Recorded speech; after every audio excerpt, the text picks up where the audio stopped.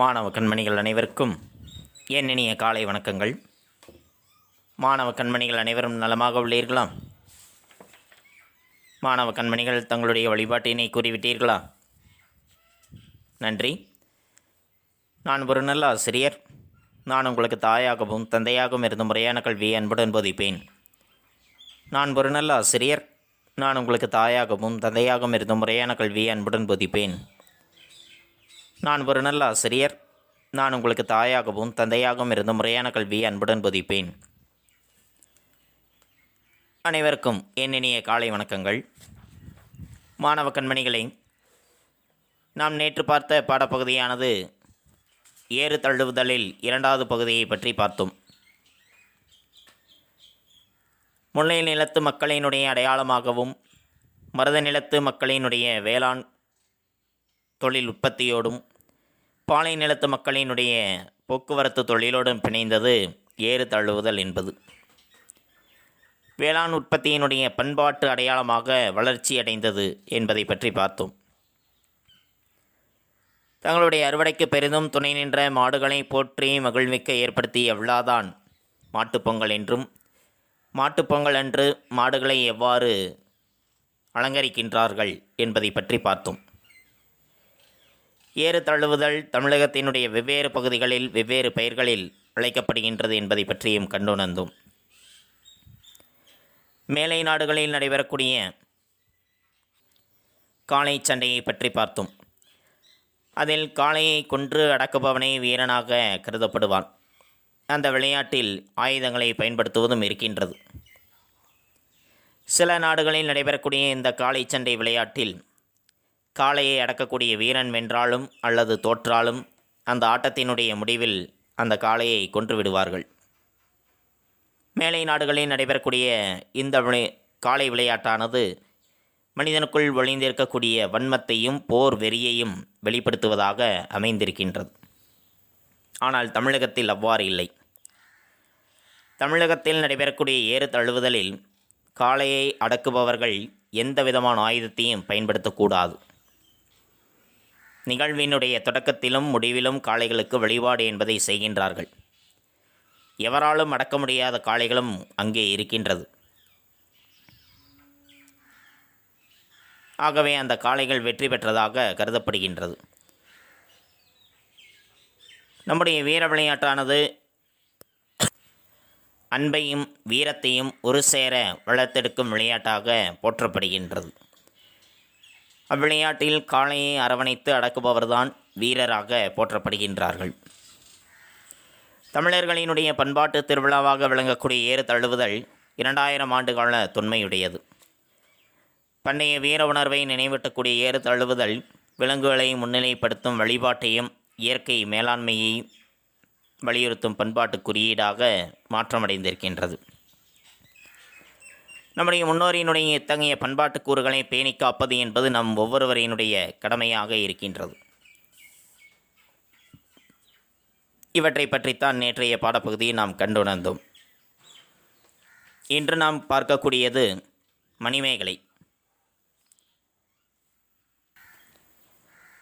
மணிமேகலை என்ற காப்பியத்தில் இந்திர விழாவானது நடைபெறுகின்றது. அந்த இந்திர விழாவினை காண வந்தவர்கள் யார் யார்? இந்திர விழாவுக்கான முன்னேற்பாடுகள் எப்படி நடைபெறுகின்றன? பட்டிமன்றங்கள் என்பது அங்கே நடைபெறுகின்றது. அந்த பட்டி மண்டபத்தினுடைய நடைமுறைகள், அவ்விழாவிற்கு வந்திருக்கக்கூடிய மக்களை வாழ்த்தி அறிவிப்பது, அரசரினுடைய ஐம்பெருங்குழு எண்பேராயம் இவற்றை பற்றித்தான் இந்த பாடப்பகுதியில் நாம் காண இருக்கின்றோம். பாடப்பகுதிக்குள் செல்லலாமா மாணவர்களே? செல்வதற்கு முன்னதாக உங்களிடம் ஒரு சில வினாக்கள். எந்த நிலத்து வேளாண் குடிகளினுடைய தொழில் உற்பத்தியோடு பிணைந்தது ஏறு தழுவுதல்? எந்த நிலத்து வேளாண் குடிகளின் தொழில் உற்பத்தியோடு பிணைந்தது ஏறு தழுவுதல்?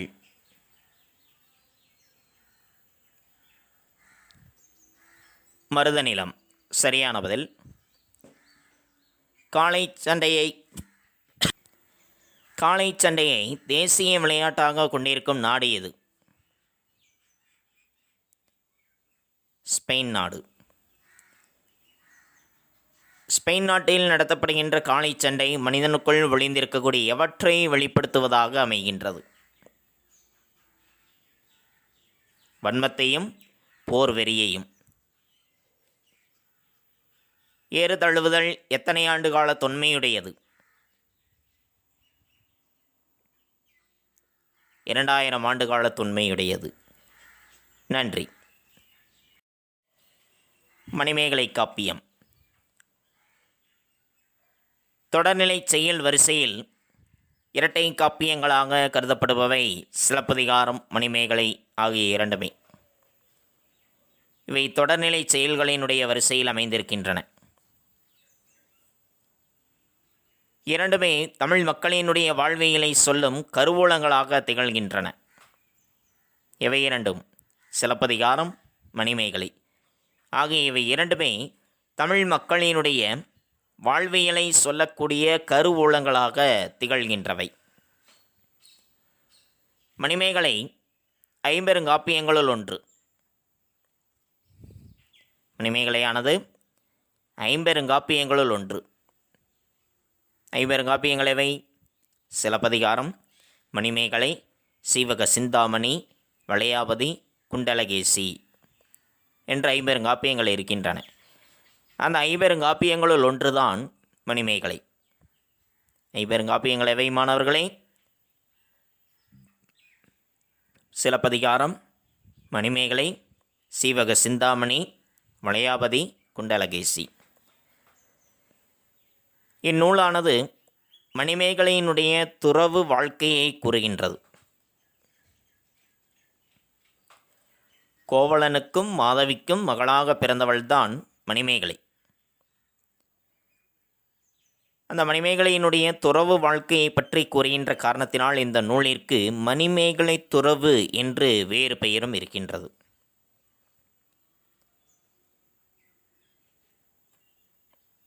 இது சிலப்பதிகாரத்தினுடைய தொடர்ச்சியாக இந்நூலானது அமைந்திருக்கின்றது. அதனால்தான் இரட்டை காப்பியங்கள் என்று இவை இரண்டும் அழைக்கப்படுகின்றன. இது பெண்மையை முதன்மைப்படுத்துகின்ற புரட்சி காப்பியம். பண்பாட்டு கூறுகளை காட்டுகின்ற தமிழ் காப்பியம். இக்காப்பியம் சொற்சுவையும் பொருட்சுவையும் இயற்கை வருணனைகளையும் நிறைந்ததாக இருக்கின்றது. பௌத்த சமய சார்புடையவை மணிமேகலையானது. பௌத்த சமயத்தை, புத்த சமயத்தை சார்ந்து இருக்கக்கூடியது இக்காப்பியமானது. கதையினுடைய அடிப்படையில் மணிமேகலையை சிலப்பதிகாரத்தினுடைய தொடர்ச்சி என்று குறிப்பிடுகின்றார்கள். சிலப்பதிகாரத்தினுடைய தொடர்ச்சியாகத்தான் மணிமேகலை என்ற காப்பியமானது அமைந்திருக்கின்றது என்று குறிப்பிடுகின்றார்கள். அதனால் தான் அவை இரண்டும் இரட்டை காப்பியங்கள் என்று அழைக்கப்படுகின்றன. 30 காதைகளாக அமைந்துள்ள மணிமேகலையின் முதல் காதையே விழாவரை காதை என்பது. மொத்தம் 30 காதைகளாக அமைந்திருக்கின்றது. அந்த 30 காதைகளுள் முதல் காதை விழாவரை காதை என்பது. காதை என்பது உட்பிரிவு. காதை என்பது உட்பிரிவு. அதில் முதல் காதை தான் விழாவரை காதை என்பது. அதுதான் நமக்கு பாடப்பகுதியாக இடம்பெற்றிருக்கின்றது.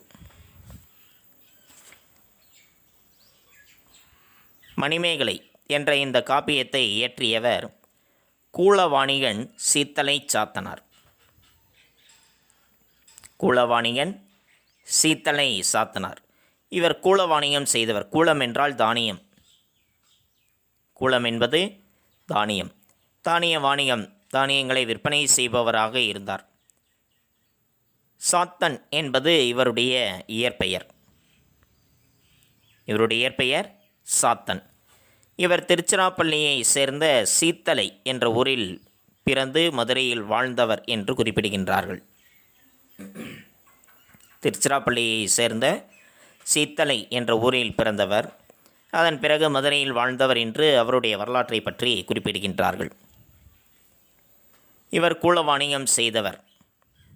இக்காரணங்களால் தான் இவர் மதுரை கூலவாணியன் சீத்தலை சாத்தனார் என்று அழைக்கப்படுகின்றார்.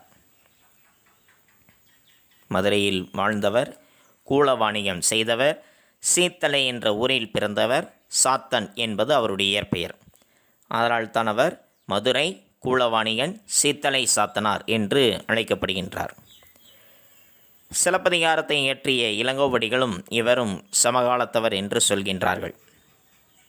இருவருமே சமகால புலவர்கள். யார் இருவரும்? இளங்கோவடிகளும் சீத்தலை சாத்தனாரும். தண்டமிழ் ஆசான் சாத்தன் நன்னூர் புலவன் என்று இளங்கோவடிகள் சாத்தனாரை புகழ்ந்து கூறியிருக்கின்றார். இது அவருக்கு இருக்கக்கூடிய சிறப்பு பெயர்கள். யாருக்கு? சீத்தலை சாத்தனாருக்கு. என்னென்ன சிறப்பு பெயர்கள்? தண்டமிழாசான், சாத்தன், நன்னூர் புலவன் என்று அவரை பாராட்டுகின்றார். யார் பாராட்டுகின்றார்? இளங்கோவடிகள் பாராட்டுகின்றார். இது இவரை பற்றிய குறிப்புகளானது. மணிமேகலை காப்பியத்தை இயற்றியவர் யார்? சீத்தலை சாத்தனார். சீத்தலை சாத்தனார் எந்த ஊரில் பிறந்தவர்? திருச்சிராப்பள்ளியை அடுத்த சீத்தலை என்ற ஊரில் பிறந்தவர். எங்கு வாழ்ந்தவர்?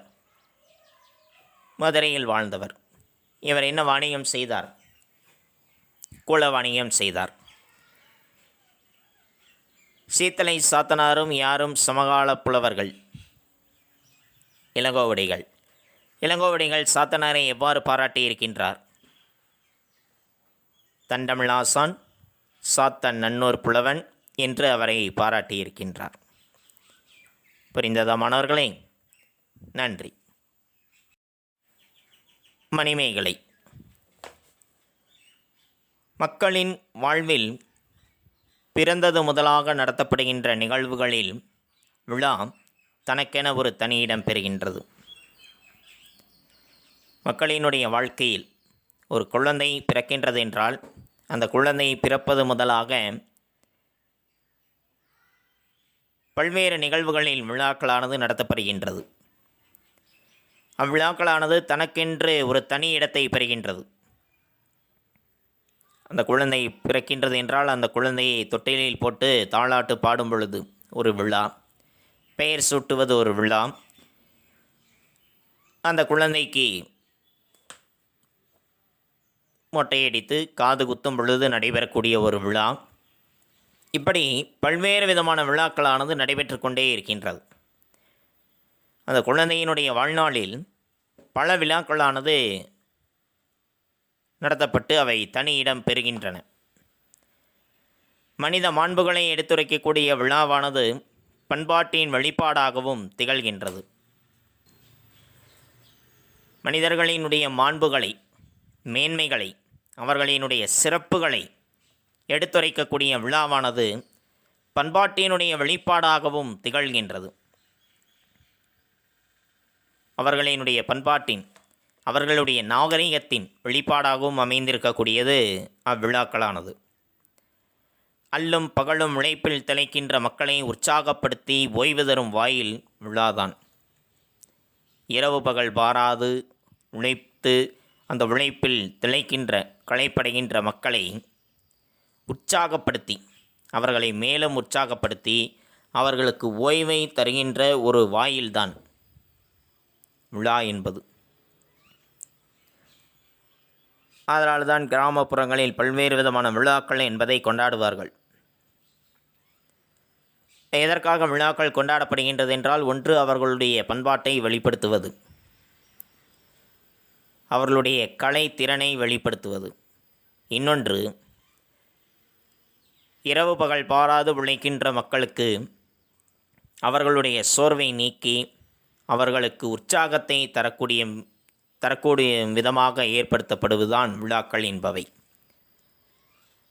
அந்த வகையில் புகார் நகரோடு அதிகம் தொடர்புடையதாக திகழ்ந்த இந்திர விழா சிலப்பதிகாரத்திலும் மணிமேகலையிலும் விவரிக்கப்படுகின்றது. புகார் நகரோடு, பூம்புகார் நகரம், காவிரி பூம்பட்டினம் என்று சொல்லப்படுகின்ற நகரம், அந்த புகார் நகரத்தோடு அதிகம் தொடர்புடையதாக திகழ்ந்து இருக்கக்கூடிய இந்திர விழாவானது சிலப்பதிகாரத்திலும் மணிமேகலையிலும் அவற்றை பற்றி விவரித்து கூறுகின்றார்கள். அவ்விழா நிகழ்வுகளை நம் கண்முன்னே காட்சிப்படுத்துவதாக அமைந்திருக்கின்றது மணிமேகலையினுடைய விழாவரை காதை என்பது. அவ்விழாக்களானது எவ்வாறு நடைபெறுகின்றது, அங்கு நடைபெறக்கூடிய நிகழ்வுகள் என்னென்ன, எப்படி அதனை அரங்கேற்றம் செய்கின்றார்கள், அந்த விழாவினை காண்பதற்கு யார் யார் வருகின்றார்கள், அவ்விழாவிற்கான முன்னேற்பாடுகள் எவ்வாறு நடைபெறுகின்றன, யார் யாரெல்லாம் வருகை தருகின்றார்கள், அங்கு பட்டி மண்டபங்கள் நடைபெறுகின்றன என்றால் அவை எவ்வாறு நடைபெறுகின்றன, எத்தனை நாட்கள் அவ்விழாவானது நடைபெறுகின்றது, மக்களுக்கு அவர்கள் வாழ்த்துக்களை எவ்வாறு தெரிவிக்கின்றார்கள் என்பதை பற்றி நம் கண்முன்னே காட்சிப்படுத்துவதாக அமைந்திருக்கக்கூடியது மணிமேகலையினுடைய விழாவரை காதை என்பது. அதில் 2 பாடல்களை பற்றி இன்றைய பாடப்பகுதியில் நாம் காண்போம். விழாவரை காதை. மெய்த்திறம் விளக்கு நன்பொருள் வீடெனும் இத்திரம் தத்தம் இயல்பினிற் காட்டும் சமயக் கணக்கரும் தந்துரை போகிய அமையக் கணக்கரும் அகலாராகி. மெய்த்திறம் விளக்கு நன்பொருள் வீடெனும் இத்திரம் தத்தம் இயல்பினிற் காட்டும் சமயக் கணக்கரும் தந்துரை போகிய அமையக் கணக்கரும் அகலாராகி. கரந்துரு எய்திய கடவுளாளரும் கரந்துரு எய்திய கடவுளாளரும் பரந்தொருங்கு ஈண்டிய பாடை மாக்களும். பரந்தொருங்கி ஈண்டிய பாடை மாக்களும் ஐம்பெருங்குழுவும் என் பேராயமும். ஐம்பெருங்குழுவும் என் பேராயமும் வந்தொருங்கு குழீயி. வந்தொருங்கு குழீயி வான்பதி தன்னுள். வந்தொருங்கு குழீயி வான்பதி தன்னுள். இந்த பாடலை பற்றித்தான் இன்று நாம் காண இருக்கின்றோம். மெய்த்திறம் வழக்கு நன்பொருள் வீடெனும் இத்திரம் தத்தம் இயல்பினிற் காட்டும் சமய கணக்கரும் தந்துரை போகிய அமைய கணக்கரும் அகலாராகி. கரந்தொரு எய்திய கடவுளாளரும் பரந்தொருங்கி ஈண்டிய பாடை மாக்களும் ஐம்பெருங்கொழுவும் என் பேராயமும் வந்தொருங்கு குழீயி வான்பதி தன்னுள். பாடல் புரிந்ததா மாணவர்களே? மீண்டும் ஒரு முறை. மெய்த்திறம் வழக்கு நன்பொருள் வீடெனும் இத்திரம் தத்தம் இயல்பினிற் காட்டும் சமய கணக்கரும் தந்துரை போகிய அமைய கணக்கரும் அகலாராகி. கரந்துரு எய்திய கடவுளாளரும் பரந்தொருங்கு ஈண்டிய பாடை மாக்களும் ஐம்பெருங்குழுவும் என் பேராயமும் வந்தொருங்கு குழேயி வான்பதி தன்னுள். புரிந்ததா? நன்றி. மெய்த்திறம் வழக்கு நன்பொருள் வீடெனும் இத்திரம் தத்தம் இயல்பினிற் காட்டும். மெய்த்திறம் வழக்கு. மெய்த்திறம் மெய்ப்பொருள். மெய்ப்பொருளை உணர்த்தக்கூடிய மெய்ப்பொருளை உணர்த்தக்கூடிய ஒரு நகரில், எந்த நகரம்? புகார் நகரத்தில், உயர்வுடைய புகார் நகரத்தில் மெய்ப்பொருளை உண்மைப்பொருளை உணர்த்தக்கூடிய நன்பொருள் வீடு எனும் நன்பொருள் வீடு எனும் நன்பொருள் என்பது தத்துவம். வீடு பேறு. உலகியல். இந்த பொருள்களை உலகியல், தத்துவம், வீடு பேறு ஆகிய பொருள்களை இத்திரம் தத்தம் இயல்பினிற் காட்டும். தத்தம் இயல்பினிற் அவரவர்களினுடைய இயற்கை தன்மைக்கு ஏற்றவாறு, அவரவர்களினுடைய இயற்கை தன்மைக்கு ஏற்றவாறு சமய கணக்கரும் சமய கணக்கர் என்பவர்கள் சமயவாதிகள். சமய கணக்கர் என்பது சமயவாதிகள், சமய தத்துவவாதிகள். தங்களுடைய இயற்கை தன்மைக்கு ஏற்றவாறு விளக்கக்கூடிய சமய தத்துவவாதிகள் அங்கே கூடியிருக்கின்றார்கள். இங்கே புகார் நகரத்தில், உயர்வுடைய புகார் நகரத்தில் மெய்ப்பொருளை, உண்மையை உணர்த்தக்கூடிய நூல்களினுடைய திறம், உலகியல் நன்மை தரும் தத்துவ பொருள், முக்தி என்று சொல்லப்படுகின்ற வீடு பேறு, இவற்றினை அவரவர்களினுடைய இயல்பினால், அவரவர்களுக்கு அமைந்த இயற்கை தன்மையினால் உணர்த்தக்கூடிய சமயவாதிகள் அங்கே குடியிருக்கின்றார்கள். எங்கே? புகார் நகரத்தில். யார் குடியிருக்கின்றார்கள்? சமய தத்துவவாதிகள். சமய தத்துவவாதிகள் எவற்றினை விளக்குகின்றார்கள்? மெய்ப்பொருளை உணர்த்தக்கூடிய நூல்களினுடைய திறம், உலகியலை பற்றியும், நன்மை தரும் தத்துவ பொருள், நமக்கு நன்மையை தருகின்ற தத்துவத்தினையும், முக்தி என்று சொல்லப்படுகின்ற வீடு பெற்றினை அவரவர்களினுடைய இயற்கை தன்மைக்கேற்றவாறு நமக்கு உணர்த்தக்கூடிய சமய தத்துவவாதிகள் அங்கே கூடியிருக்கின்றார்கள். புரிந்ததா மாணவர்களே? அதான் அந்த முதல் 2 வரியினுடைய பொருள். மெய்த்திறம் வழக்கு நன்பொருள் வீடெனும் இத்திரம் தத்தம் இயல்பினிற் காட்டும். உயர்வுடைய அந்த புகார் நகரத்தில், பூம்புகார் நகரம், காவிரி பூம்பட்டினம் என்று சொல்லப்படுகின்ற அந்த பூம்புகார் நகரத்தில் மெய்ப்பொருளை உணர்த்தக்கூடிய உலகியல், தத்துவம், வீடு வேறு ஆகிய பொருள்களை அவரவர்களினுடைய இயற்கை தன்மைக்கு ஏற்றவாறு விளக்கக்கூடிய சமய தத்துவவாதிகள் அங்கே குடியிருக்கின்றார்கள். தந்துரை போகிய அமைய கணக்கரும். தந்துரை, தன்துறை, தன்னுடைய துறையில், தன்னுடைய துறையில் சிறந்தவர்களாக விளங்கக்கூடிய, தன்னுடைய துறையில் சிறந்தவர்களாக விளங்கக்கூடிய அமைய கணக்கரும். அமைய கணக்கர், அமைய கணக்கர் என்பவர் காலக்கணிதர். அமைய கணக்கர் என்பவர் காலக்கணிதர். தன்னுடைய துறையில் சிறந்து விளங்கக்கூடிய, காலத்தை கணக்கிட்டு சொல்லக்கூடிய காலக்கணிதரும் அங்கே இருக்கின்றார்கள். இங்கே புகார் நகரத்தில் யார் இருக்கின்றார்கள்? காலக்கணிதர். காலக்கணிதர் எவற்றை கணக்கிட்டு சொல்கின்றார்? காலத்தை கணக்கிட்டு சொல்கின்றார். தன்னுடைய நெறியில் சிறந்தவராக அவர் விளங்கியிருக்கின்றார். தன்னுடைய நெறியில் சிறந்தவராக விளங்கக்கூடிய, காலத்தை கணக்கிட்டு சொல்லக்கூடிய காலக்கணிதரும் அங்கே கூடியிருக்கின்றார். இங்கே புகார் நகரத்தில். எதற்காக? இந்திர விழாவினை காண வந்திருக்கின்றார்கள். யார் யார் வந்திருக்கின்றார்கள்? சமய தத்துவவாதிகள், காலக்கணிதர்கள் அங்கே கூடியிருக்கின்றார்கள். புரிந்ததா மாணவர்களே? அகலாராகி கரந்துரு எய்திய கடவுளாளரும். அகலாராகி கரந்துரு எய்திய கடவுளாளரும். அகலார் ஆகி, அங்கு அகலாமல் அவர்கள் கூடியிருக்கின்றார்கள். கரந்துரு, அந்த நகரத்தை விட்டு நீங்காதவர்களாக தன்னுடைய உருவத்தினை மறைத்திருக்கக்கூடிய,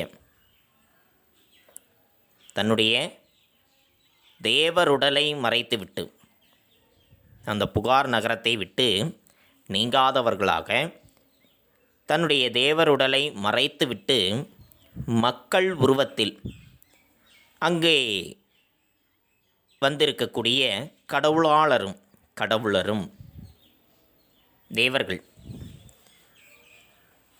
வானுலகத்தில் இருக்கக்கூடிய தேவர்கள் தாங்கள் இந்த நகரத்தை விட்டு நீங்காதவர்களாக இருக்கின்றோம்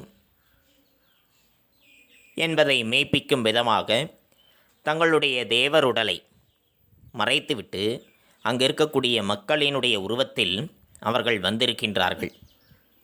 யார் வந்திருக்கின்றார்கள்?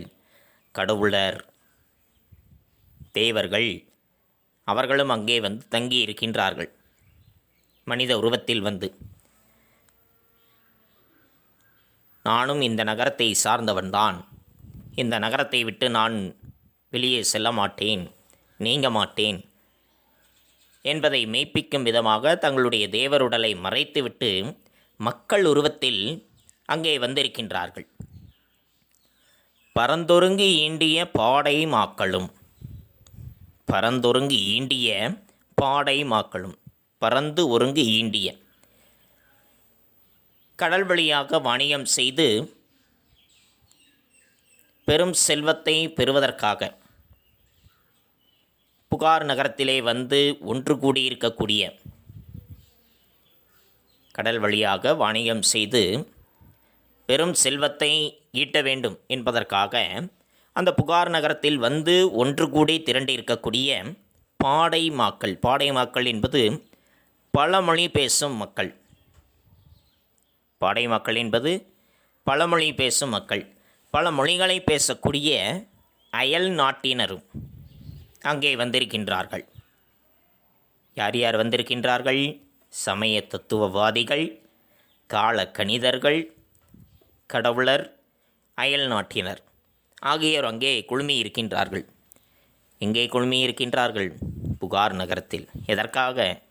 இந்திர விழாவினை காண வேண்டும் என்பதற்காக அங்கே குழுமி இருக்கின்றார்கள். இவர்களோடு சேர்த்து ஐம்பெருங்கொழுவும் என் பேராயமும், இவர்களோடு சேர்ந்து ஐம்பெருங்குழுவும், அரசர்க்குரிய அமைச்சர் குழுவாகிய ஐம்பெருங்குழுவும் என் பேராயம், என் பேராயமும் அங்கே கூடியிருக்கின்றார்கள். வந்தொருங்கு குழியி வான்பதி தன்னுள், அவர்கள் வந்து ஒன்றாக கூடியிருக்கின்ற அந்த அரசபையில், வான்பதி என்றால் அரசபை, அரசபையில் ஒன்று கூடி இருக்கின்றார்கள். எங்கே? அரசவையில். யார்? அரசர்க்குரிய அமைச்சர் குழுவாகிய ஐம்பெருங்குழுவும் என் பேராயத்தை சார்ந்தவர்களும் அங்கே கூடியிருக்கின்றார்கள். எங்கே கூடியிருக்கின்றார்கள்? அரசவையில் கூடியிருக்கின்றார்கள்.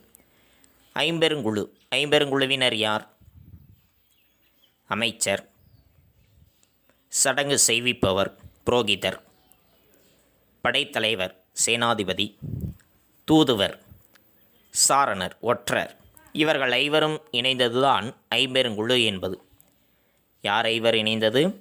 அமைச்சர், சடங்கு செய்விப்பவர் புரோகிதர், படைத்தலைவர், தூதர், ஒற்றர், இவர்கள் ஐவரும் இணைந்ததுதான் ஐம்பெருங்குழு என்பது.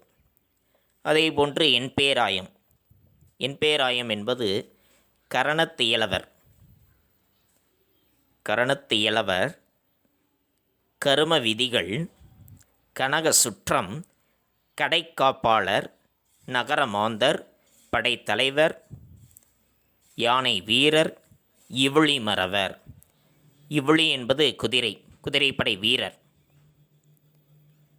கரணத்து இளவர், கரும விதிகள், கனக சுற்றம், கடைகாப்பாளர், நகர மக்கள், படைத்தலைவர், யானைப்படை வீரர், குதிரைப்படை வீரர், இவர்கள் அனைவரும் இணைந்தது, இவர்கள் 8 பேரும் சேர்ந்ததுதான் அந்த என் பேராயம் என்பது. இவர்கள் அனைவரும் அரசவையில் ஒன்றாக கூடி இவ்விழாவினை, அந்த இந்திர விழாவினை எவ்வாறு சிறப்பாக நடத்த வேண்டும் என்பதனை திட்டமிடுவதற்காக அரசவையில் கூடியிருக்கின்றார்கள். எங்கு கூடியிருக்கின்றார்கள்? அரசவையில் கூடியிருக்கின்றார்கள். யார் யார்?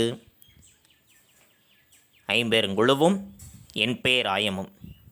இவர்கள் இந்த இரு குழுக்களும் அரசவையில் ஒன்றாக கூடி அந்த இந்திர விழாவினை எவ்வாறு சிறப்பாக நடத்த வேண்டும் என்பதை பற்றி விவாதிப்பதற்காக அங்கே குழுமி இருக்கின்றார்கள். இதுதான் அந்த பாடலினுடைய பொருள். புரிந்ததா மாணவர்களே? மெய்த்திறம் வழக்கு நன்பொருள் வீடெனும் இத்திரம் தத்தம் இயல்பினிற் காட்டும் சமய கணக்கரும். உயர்வுடைய அந்த புகார் நகரத்தில் உண்மையை உணர்த்துகின்ற நூல்களினுடைய திறம், உலகியல் நன்மை தரும் தத்துவப் பொருள், முக்தி என்று சொல்லப்படுகின்ற வீடு பேறு, இவைகளை அவரவரினுடைய இயல்பால் உணர்த்தக்கூடிய சமயவாதிகள் அங்கே கூடியிருக்கின்றனர். தந்துரை போகிய அமைய கணக்கரும், தன்னுடைய நெறியில் சிறந்தவராக விளங்கக்கூடிய காலத்தை கணக்கிட்டு சொல்லக்கூடிய காலக்கணிதரும் அங்கே கூடியிருக்கின்றார். அகலாராகி கரந்துரி எய்திய கடவுளாளரும், அந்த நகரத்தை விட்டு நீங்காதவர்களாக தன்னுடைய தேவருடலை மறைத்து மக்களுருவில் அங்கு வந்திருக்கக்கூடிய கடவுளாளரும், பரந்தொருங்கி ஈண்டிய பாடை மாக்களும், கடல் வழியாக வணிகம் செய்யும் பொருட்டு பெரும் செல்வத்தை பெறுவதற்காக அந்த புகார் நகரத்தில் வந்து ஒன்று கூடி திரண்டு இருக்கக்கூடிய பழமொழி பேசுகின்ற அயல் நாட்டினரும் அங்கே குழுமி இருக்கின்றார்கள். ஐம்பெருங்குழுவும் என் பேர் ஆயமும் வந்தொருங்கு குழீயி வான்பதி தன்னுள், அரசர்க்குரிய அமைச்சர் குழுவாகிய ஐம்பெருங்குழு என் பேர் ஆயம், இந்த இரண்டையும் சேர்ந்தவர்கள் அரசவையில் ஒன்று கூடி இந்திர விழாவினை எவ்வாறு மிகச்சிறப்பாக நடத்துவது என்பதை பற்றி விவாதிப்பதற்காக அங்கே கூடியிருக்கின்றார்கள். இதுதான் அந்த பாடலினுடைய பொருளானது. புரிந்ததா மாணவ கண்மணிகளே? நன்றி. மாணவ கண்மணிகளே, அடுத்து நாம் காண்பது வீட்டுப்பாடம். பழமணல் மாற்றுமீன் புதுமணல் பரப்புமீன், இடம் சுட்டி பொருள் விளக்குக. பழமணல் மாற்றுமீன் புதுமணல் பரப்புமீன், அது எந்த இடத்தில் இடம்பெற்றிருக்கின்றது, அதனுடைய பொருள், அதனுடைய விளக்கம், இவற்றை நாம் தர வேண்டும். பழமணல் மாற்றுமீன் புதுமணல் பரப்புமீன், இடம் மணிமேகலை விழாவரை காதையில் இந்திர விழாவிற்காக புகார் நகரின் தெருக்களை அலங்கரிக்குமாறு முதுகுடி வள்ளுவன் முரசு அறிவித்து கூறியது. பொருள்: பழைய மணலை மாற்றி புதிய மணலை பரப்புங்கள். விளக்கம்: விழாக்கள் நிறைந்த இம்மூதூரிலே இந்திர விழாவிற்காக தெருக்களிலும் மன்றங்களிலும் பழைய மணலை மாற்றி புதிய மணலை பரப்புங்கள் என்று வள்ளுவன் முரசு அறைந்த காட்சியினை இவ்வடி விளக்குகின்றது. இரண்டாவது வினா: பட்டி மண்டபம் பட்டி மன்றம் இரண்டும் ஒன்றா? விளக்கம் தருக. பட்டி மண்டபம் பட்டி மன்றம் ஆகிய இரண்டும் ஒன்றே ஆகும். பட்டி மண்டபம் என்பது இலக்கிய வழக்கு, பட்டி மன்றம் என்பது பேச்சு வழக்கு. இந்த இரண்டு வினாக்களும் தான் நமக்கு வீட்டு பாடம் என்பது. புரிந்ததா மாணவ கண்மணிகளே? நன்றி. மாணவ கண்மணிகளே, இதுகாரும் நாம் கண்டறிந்தது மணிமேகலை காப்பியத்தினுடைய விழாவரை காதை. இக்காதையினுடைய முதல் பகுதியை பற்றி நாம் கண்டோம். பெருமை மிகுந்த இந்திர விழாவினை காண்பதற்காக யார் யார் வருகை தந்திருக்கின்றார்கள் என்பதை பற்றி நாம் கண்டறிந்தோம். உலகியல், தத்துவம், வீடு பேறு ஆகியவற்றை விளக்கக்கூடிய சமய தத்துவவாதிகளும், காலத்தை கணக்கிட்டு சொல்லுகின்ற காலக்கணிதரும், தேவருடலை மறைத்து மக்களுருவில் வந்திருக்கக்கூடிய கடவுளரும், பெரும் செல்வம் பெறுவதற்காக அங்கே ஒன்று திரண்டு இருக்கக்கூடிய பழமொழி பேசுகின்ற அயல் நாட்டினரும், அரசர்க்குரிய அமைச்சர் குழுவாகிய ஐம்பெருங்குழு என் பேர் ஆயத்தை சேர்ந்தவர்களும் அரசவையில் ஒன்று கூடி திரண்டிருக்கின்றனர்கள். அதனை பற்றி இன்றைய பாடப்பகுதியை நாம் கண்டுணர்ந்தோம். மாணவ கண்மணிகளுக்கு நன்கு புரிந்திருக்கும் என எண்ணுகின்றேன். அடுத்து நாம் காண்பது பாடப்புத்தகம் படித்தல். பாடப்புத்தகம் படித்தல் பக்கம் எண் 68 மற்றும் 69. பக்கம் எண் 68 மணிமேகலை என்பதில் ஆரம்பித்து பக்கம் எண் 69 பெரிய மாடங்களிலும் மாடங்களின் வாயில்களிலும் சேர்த்து கட்டுங்கள் என்பது வரைக்கும் மாணவ கண்மணிகள் பாடப்புத்தகம் படித்தலாக எடுத்துக்கொண்டு படியுங்கள். தங்களுடைய படித்தல் பயிற்சியினை சற்று மேம்படுத்திக் கொள்ளுங்கள். எழுந்து நின்று உறக்கப் படியுங்கள். அடுத்து நாம் காண்பது வீட்டுப்பாடம். வீட்டுப்பாடம் பக்கம் எண் 81 இடம்பெற்றுள்ளது. பக்கம் எண் 81 குருவினா. குருவினா 4 மற்றும் 5. பழமணல் மாற்றுமீன் புதுமணல் பரப்புமீன், இடம் சுட்டி பொருள் விளக்குக. குருவின் 5 பட்டி மண்டபம் பட்டி மன்றம் இரண்டும் ஒன்றா விளக்கம் எழுதுக என்பது. இந்த இரண்டும் தான் வீட்டுப்பாடம். இந்த இரண்டினையும் பற்றி நாம் முந்தைய பகுதியில் கண்டோம். மாணவ கண்மணிகள் 2 வினாக்களையும் தெளிவுரை எழுதுங்கள். ஒரு முறை எழுதி பலமுறை படித்து கொள்ளுங்கள். எழுதுவது ஒரு முறை, படிப்பது பலமுறை. தங்களுடைய கையெழுத்து பயிற்சியும் சற்று மேம்படுத்திக் கொள்ளுங்கள். தவறாது தேதியை குறிப்பிட்டு எழுதுங்கள். அன்றைய வீட்டு பாடத்தினை அன்றே செய்து முடிப்பது நன்று. மீண்டும் அடுத்த பாட வேளையில் சந்திப்போம். நன்றி, வணக்கம்.